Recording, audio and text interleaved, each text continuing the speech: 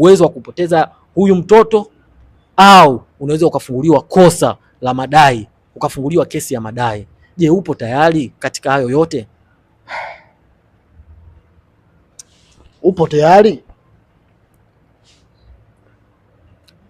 Ndugu mwanasheria, ndio mimi naomba tuzungumze na bwana Ali Zungu hapo kwamba yalopita si mbele. Upo kwenye makosa, upo katika position mbili. Umenidhalilisha sana. Sikutegemea kama ungeamua kufanya kitu kama hichi. Sikutegemea kabisa. Wewe ni mwanamke wa namna gani? Najituma, nafanya kazi kila aina ili mradi upate maisha mazuri. Wewe kuna kitu gani ambacho unakosa kwangu? Unatembea na kijana wa Tandale, hana maisha yoyote. Hebu tazama. Anakupa nini? Anakupa nini sasa?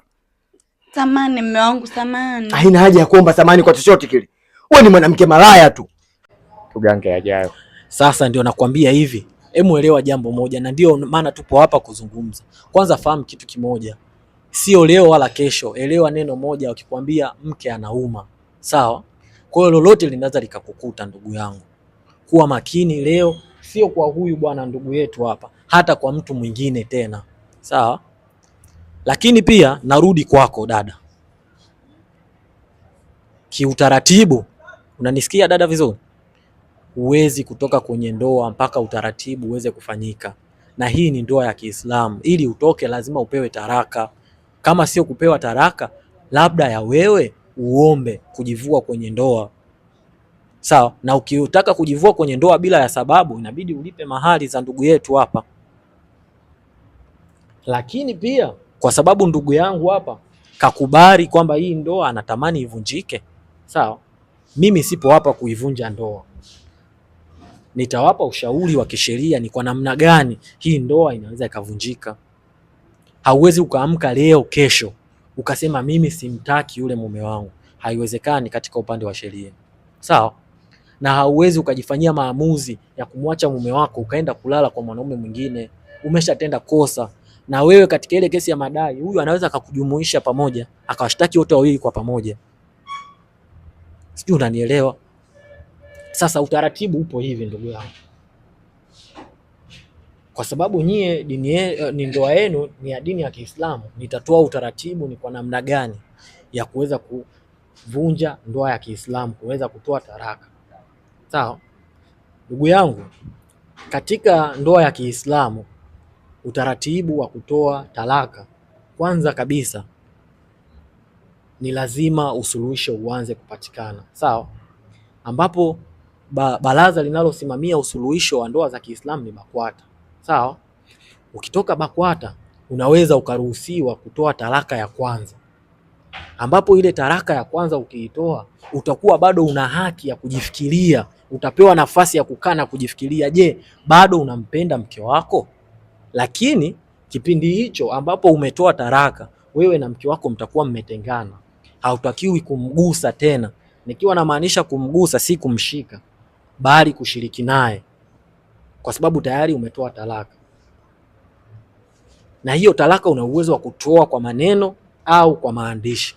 Ukifika nyumbani ukamwambia mke wangu nimekuacha, basi hiyo itahesabika ni talaka ya kwanza. Lakini pia kuna talaka nyingine ya pili itabidi uitoe, ambapo hiyo talaka ya pili ukitoa, mke wako atabidi kukaa eda, ambapo kukaa eda, na kwa hichi kipindi tayari imeshajulikana na mimba. Kwa hiyo hichi kipindi ni cha kuweza kukaa na kuweza kuangalia hiyo mimba yake na kwa namna gani anaweza akajifungua. Hicho kipindi chote unaruhusiwa kumrejea mke wako. Ukibadilika maamuzi, bado una nafasi hizo talaka mbili kumrejea mke wako. Unaweza ukaruhusiwa kumrejea. Kwa hiyo siku ambapo ukahisi bado unampenda, unaweza ukamuita na ukamwambia mke wangu nimekurejea, ukawa tayari umemrejea. Ndio. Mwanasheria, mimi niseme tu. Yaani mimi moyo wangu ushakataa tena kuwa naye. Yaani kwa hichi ambacho kimetokea, mimi labda nimwambie kijana mwenzangu, mimi nimemsamehe. Huyo mwanamke simtaki tena. Na wala hiyo mimba sijui nini, yaani ya kwake, yaani mimi sipo tena. Ila katika maisha kuna kitu kinaitwa karma. Yaani wewe ukimfanyia mwenzako ubaya kwa kudhani kuwa utamkomoa huo ubaya, na wewe ipo siku kama huja kutokea wewe, utamtokea kizazi chako, ama utatokea kwa mtu yoyote au ndugu yako, ambayo wewe nayo itakuumiza kama mimi nilivyoumia. Kwa mimi kwa sasa hivi huo sio mke wangu, nimemwacha, na kama kwenye hiyo talaka nitafanya hivyo kesho, nitamkabidhi talaka yake, yaani mimi simuhitaji tena. Sasa ndugu yangu, naomba nikwambie, ipo hivi, utaratibu lazima ufuate. Hauwezi ukaamka kesho ukampa talaka zote 3. Ili uweze kumwacha ni lazima umpe talaka 3, na hizo talaka zinatolewa kwa awamu. Kwa hiyo ni lazima ukae uvumilie zile awamu zipite. Utatoa talaka ya kwanza, ya pili utasubiri mpaka amalize eda, na utakuja utatoa ya 3. Na ukisha toa ya 3 sasa, naomba nikukumbushe Mr. Ivan. Ndio. Sheria ya Kiislamu ni ngumu sana. Baada tu ya kuweza kutoa talaka, hautoruhusiwa, ile talaka ya 3 ukimaliza, hautoruhusiwa kumrejea tena mke wako. Na ili uweze kumrejea ni mpaka aweze kwenda kuolewa na mwanaume mwingine. Akiolewa na mwanaume mwingine akaachika, ndio wewe utaruhusiwa kwenda kumrejea. Kwa hiyo unabidi pia ufahamu kabla ya kufanya maamuzi. Ukishatoa talaka zote 3 zikikamilika, inabidi aolewe tena na mwanaume mwingine na aachwe, ndio wewe uweze kumrejea. Inabidi ufahamu. Lakini pia kiutaratibu wa kisheria, kwa sababu hii ni sheria ya Kiislamu, kutoa talaka hapo utatoa kwa utaratibu wa sheria ya Kiislamu, ambapo inaruhusu mume kutoa talaka. Ukimaliza inabidi uende mahakama ya mwanzo kwenda kupeleka zile talaka zako zisajiliwe, ili kisheria iweze kufahamika ya kwamba wewe tayari umemwacha huyu mke wako. Hatuombei mabaya. Kwa kuweza kusajili talaka mahakamani, inaweza kusaidia mahakama ikatambua kwamba wewe na huyu mmeshaachana. Kwa siku bahati mbaya ukija ukaondoka wewe duniani ukafariki, huyu hawezi kuja akadai kwamba bado alikuwa ni mke halali. Akija akadai hivyo, mahakama itakuwa inatambua kwa sababu talaka yenu iliweza kufanyaje, kusajiliwa. Sawa ndugu yangu? Na pia kingine ninachokukumbusha, huwezi ukazitoa talaka zote 3 kwa pamoja. Ukitoa talaka zote 3 kwa pamoja, mahakama inatambua umetoa talaka moja. Kwa hiyo ndugu yangu, kuachana kwenye ndoa sio process ya kuamka leo na kesho Ivan. Hii ndoa bado ni halali. Inabidi utaratibu wa kisheria uweze kufuata. Sawa ndugu yangu?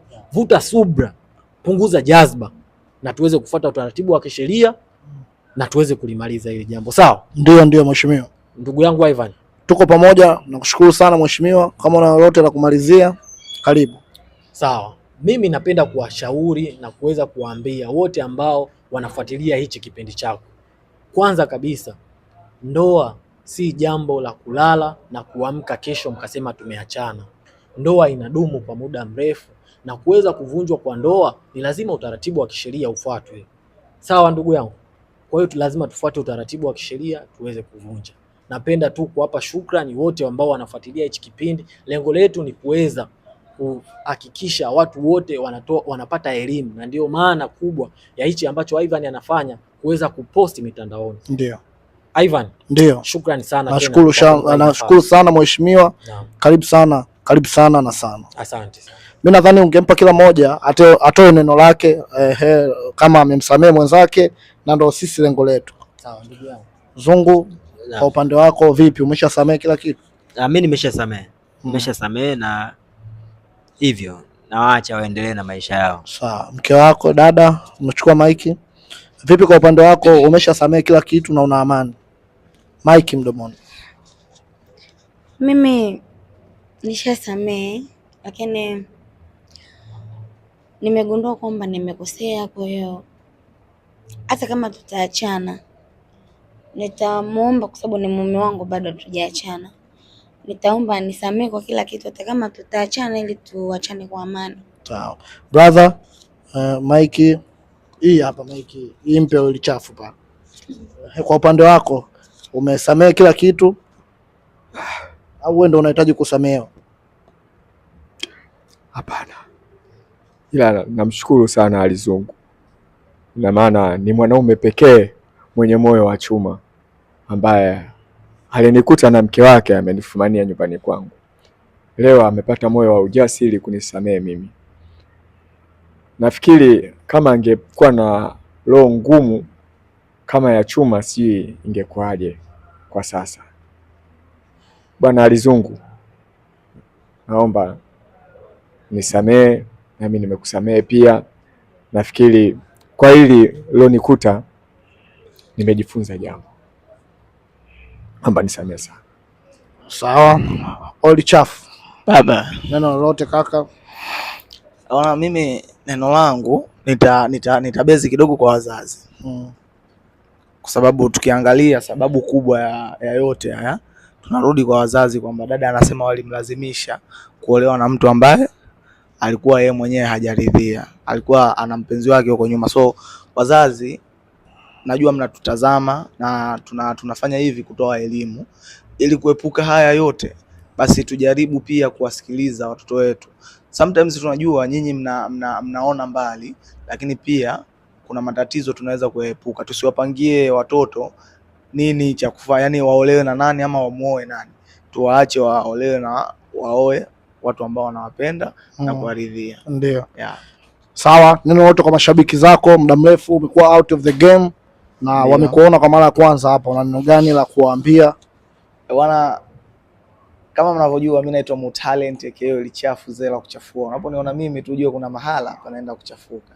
Sasa nilikuwa kimya kwa muda mrefu sana na nimerudi upya. Mnajua sina kazi mbovu, meno nje, yani mwendo wa ngili, meno nje mkia juu.